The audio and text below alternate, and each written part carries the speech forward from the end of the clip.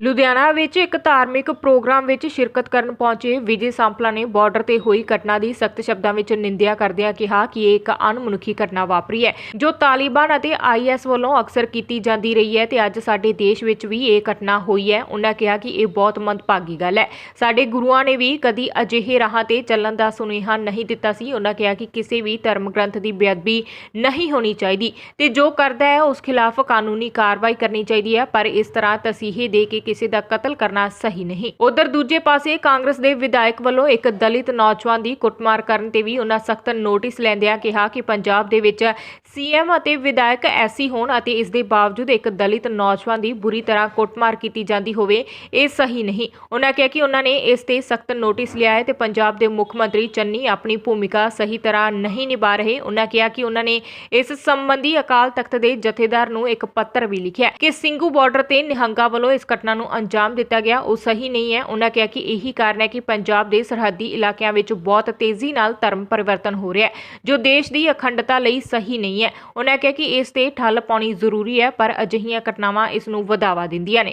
ਨਾ ਸਿਰਫ ਵਾਲਮੀਕ ਸਮਾਜ ਤੁਸੀਂ ਦੇਖ ਰਹੇ ਹੋ ਕਿ ਸਮੁੱਚਾ ਸਮਾਜ ਜਿਹੜਾ ਹੈ ਇੱਕ ਸਰਬੱਤ ਸਮਾਜ ਜਿਹੜਾ ਆ ਉਹ ਅੱਜ ਪੂਰਾ ਗੁਰੂ ਜਿਹੜਾ ਹੈ ਭਗਵਾਨ ਵਾਲਮੀਕ ਜੀ ਦੇ ਇਸ ਦਿਹਾੜੇ ਨੂੰ ਮਨਾਉਣ ਦੇ ਲਈ ਹੈ ਔਰ ਉਹਦੇ ਲਈ ਵਿਸ਼ੇਸ਼ ਰੂਪ 'ਚ ਗੌਰਵ ਗੋਰਾ ਜੀ ਔਰ ਗੁਰਦੇਵ ਦੇਵੀ ਜੀ, ਪੁਸ਼ਪਿੰਦਰ ਜੀ, ਸਾਰਿਆਂ ਦੇ, ਜਸਵੀਰ ਸਿੰਘ ਜੱਸਾ ਜੀ ਜਿਨ੍ਹਾਂ ਦਾ ਬਹੁਤ ਵੱਡਾ ਰੋਲ ਰਿਹਾ ਔਰ ਇਹਨਾਂ ਦਾ ਇਹ ਸੀ ਇੱਛਾ ਸੀ ਕਿ ਮੈਂ ਇਸ ਕਾਰਿਕ੍ਰਮ 'ਚ ਆਵਾਂ ਔਰ ਮੈਂ ਅੱਜ ਉਸ ਨਿਮਤ ਇਸ ਕਾਰਿਕ੍ਰਮ 'ਚ ਮੈਂ ਕਮਿਸ਼ਨ ਦਾ ਚੇਅਰਮੈਨ ਨਾ ਕਿ ਕਿਸੇ ਰਾਜਨੀਤਿਕ ਦਲ ਦਾ।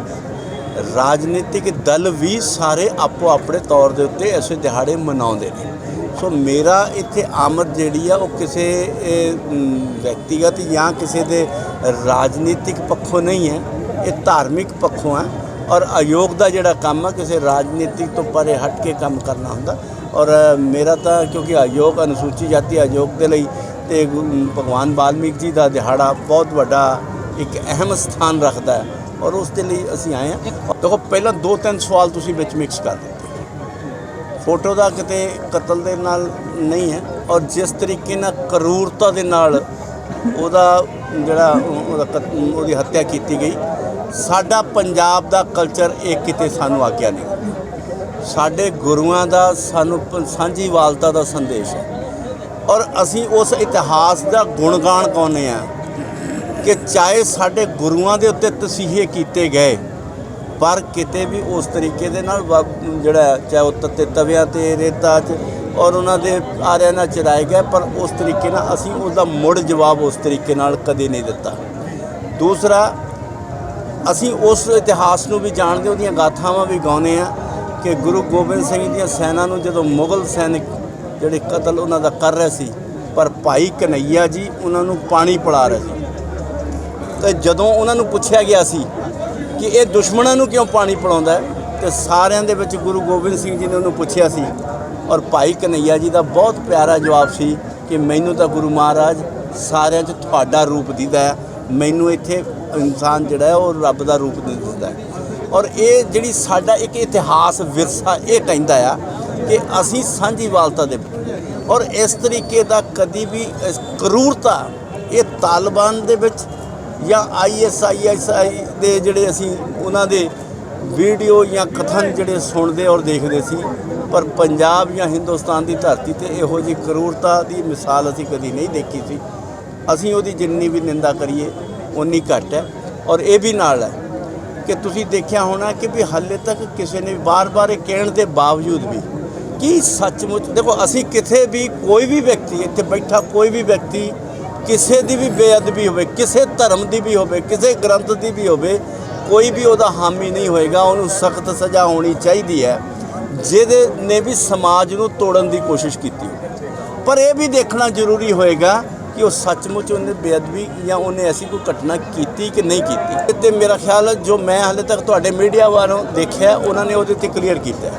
ਹੁਣ ਤੁਸੀਂ ਇਹ ਦੱਸੋ ਕਿ ਮੇਰੇ ਨਾਲ ਇੱਥੇ ਫੋਟੋ ਖਿਚਾਉਣ ਵਾਲੇ ਕਿੰਨੇ ਲੋਕ ਸੀ, ਮੇਰੇ ਨਾਲ ਫੋਟੋ ਖਿਚਾ ਕੇ ਕੌਣ ਗਿਆ, ਮੈਨੂੰ ਉਹਦੇ ਬਾਰੇ ਨਹੀਂ ਪਤਾ, ਪਰ ਤੁਹਾਡੇ ਕੋਲ ਰਿਕਾਰਡ ਜ਼ਰੂਰ ਹੋਏਗਾ। ਔਰ ਇਸ ਕਰਕੇ ਅਗਰ ਕੋਈ ਫੋਟੋ 1 ਮਿੰਟ ਲਈ 2 ਮਿੰਟ ਲਈ ਖਿਚਾ ਕੇ ਚਲਾ ਗਿਆ ਉਸ ਨੂੰ ਤਾਂ ਅਸੀਂ ਮੀਡੀਆ ਰਾਹੀਂ ਦੋਸ਼ੀ ਮੰਨਣ ਦਾ ਕਰਾ ਦੇ।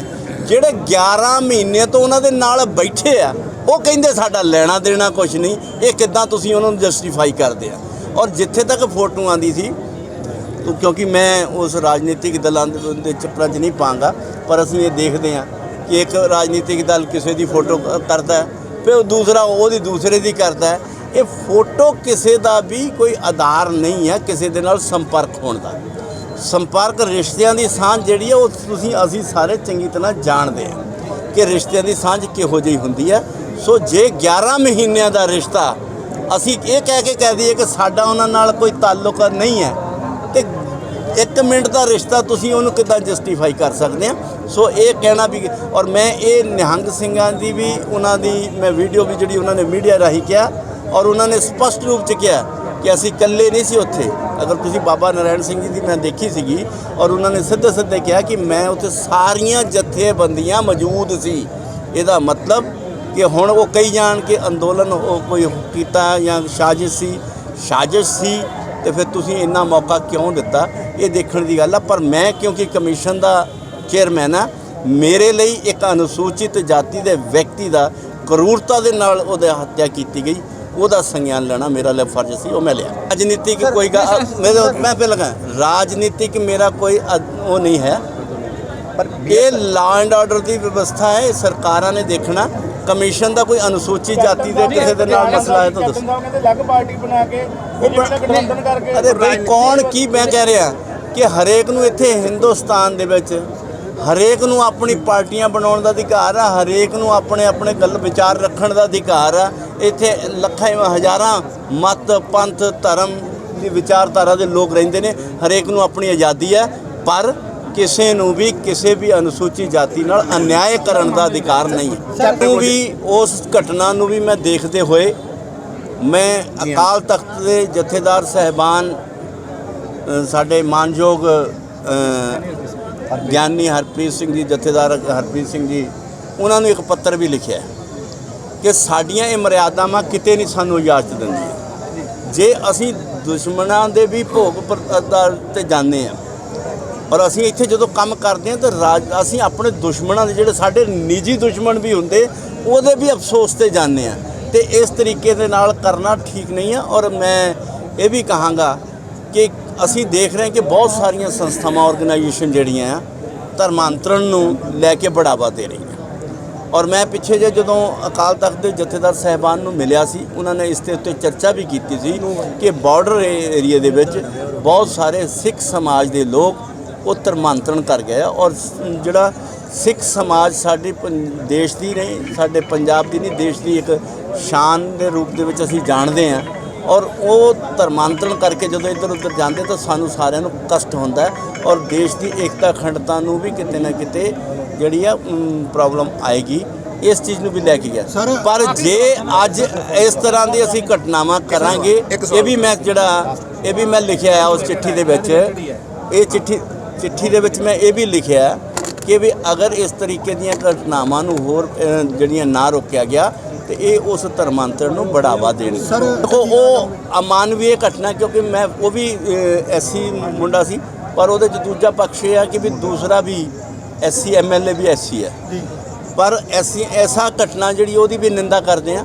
ਪਰ ਉਸ ਵੇਲੇ ਐਸੇ ਘਟਨਾਵਾਂ ਹੋਣੀਆਂ ਜਦੋਂ ਕਿ ਮੁੱਖ ਮੰਤਰੀ ਵੀ ਐਸਸੀ ਹੋਵੇ, ਐਮਐਲਏ ਵੀ ਐਸਸੀ ਹੋਵੇ, ਔਰ ਇਸ ਤਰ੍ਹਾਂ ਦੀਆਂ ਘਟਨਾ ਘਟਣ, ਔਰ ਜਿੱਥੇ ਲੋਕਾਂ ਦੇ ਵਿੱਚ ਅਨੁਸੂਚਿਤ ਜਾਤੀ ਦੇ ਵਿੱਚ ਵਰਗ ਦੇ ਵਿੱਚ ਵਿਸ਼ਵਾਸ ਜਾਗਣਾ ਚਾਹੀਦਾ ਸੀ, ਉੱਥੇ ਵਿਸ਼ਵਾਸ ਘਟਿਆ।